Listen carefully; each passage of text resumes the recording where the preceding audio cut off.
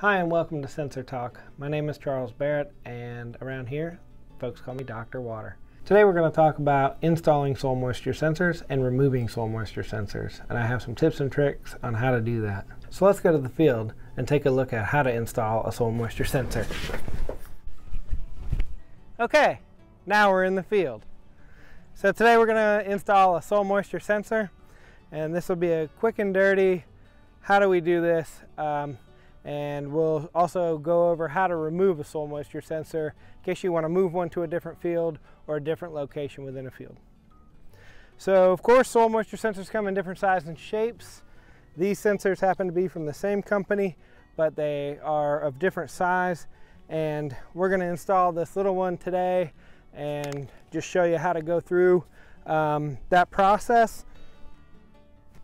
And we have two different tools here that we can use. I tend to use a soil auger. If you don't have a soil auger, you can use just a regular old pair of post hole diggers. Post hole diggers are great because everybody has them, and you can go down to Lowe's or Home Depot or any hardware store and pick one up. But an auger I like because a lot of times I'll be out in a crop, perennial tree crop or something, where there's limbs, and I can auger a straight hole straight down without having to spread the post hole diggers out and get into thorns or something like that. So what I'm doing as I auger this hole is saving my soil so that I can use that soil to make a slurry and put it back when I install the sensor. I'm getting pretty close to how deep I need to be to install my sensor. I've actually gone a little bit too deep. So what I can do is backfill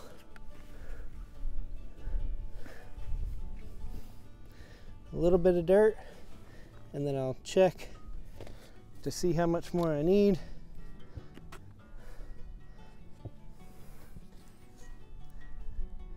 And that's about perfect. What I want is to have this flange right at the soil surface, or just above the soil surface, just a little bit. I have my soil in the bucket that we've augered out of our hole to install our sensor. Now I'm going to add water to this soil, make a slurry. So if you want to come in closer to take a look, I'll show you what we do.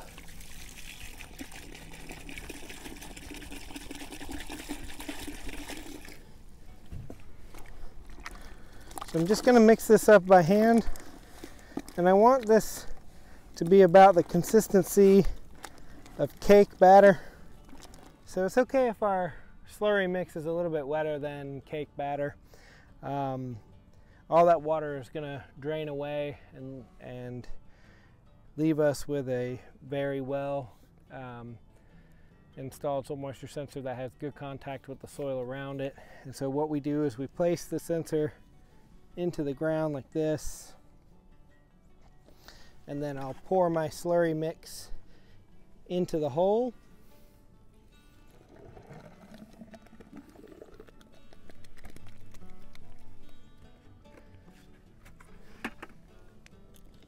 And give it a jiggle. I just want to because I mix this up a little bit wetter than necessary, but you can see the water draining away quickly, and I still have some slurry here in my bucket.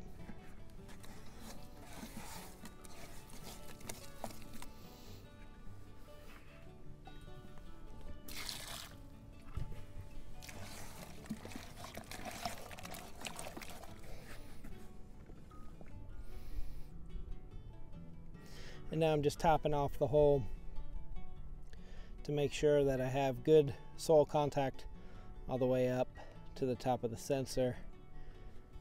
And you can tell when you wiggle it, you can feel that it's very well seated in the soil.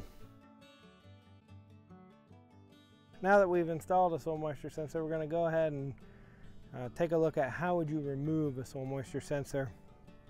And I'm going to do the sensor removal with a pair of post hole diggers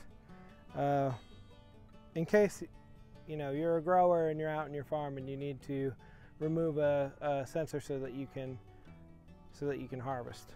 And so what I'm going to do is dig a hole right next to the sensor. And this is critical because if I can dig a hole right next to the sensor, then I can wiggle the sensor over into that hole that I've just dug and scrape off the soil that's holding the sensor in, and scrape that into the hole that I've dug so that I can get some leverage to get that sensor pulled out of there. Because if you just tried to take the sensor and pull it straight out, the suction that the sensor has, because it's seated so well in the soil, will make it nearly impossible to remove it. So just by digging a hole right next to it, we're able to remove the sensor, and I'll show you how that goes.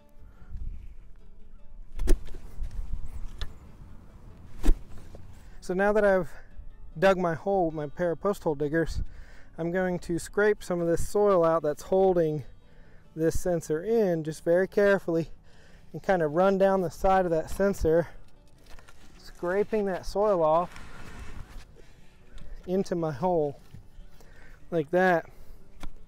And you can get down and see where the sensor is now, just like this. Now I can wiggle this sensor out and remove it like so.